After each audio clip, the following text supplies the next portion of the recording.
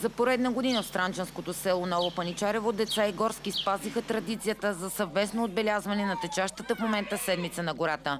Отново в акцент се превърна засаждането на дръвче в центъра на селото, на предварително подготвено за това място.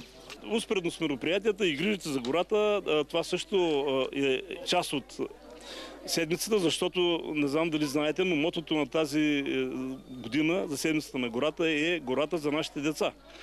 Макар че официално седмицата на гората се отбелязва още от далечната 1925-та, за жалост всяка изминала година проблемите, свързани с българските гори, стават все по-сериозни.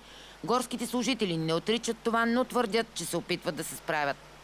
Затова сме се отдали на тая професия, за да ги решаваме проблемите и смятам, че поне за сега успешно ги решаваме. По повод днешната екоакция, децата трябваше сами да засадят специално избраната за тях фиданка от вида туя, която е съобразена с климатичните особености на района. След малко повече напътствие от страна на горските, учениците се справиха отлично с поставената им задача.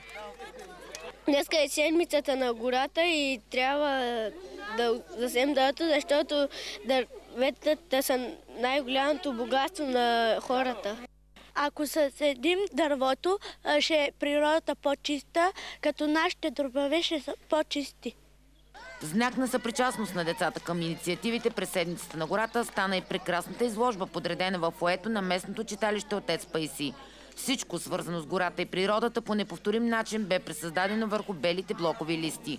От всички рисунки обаче личеше най-вече детската мечта за хармония.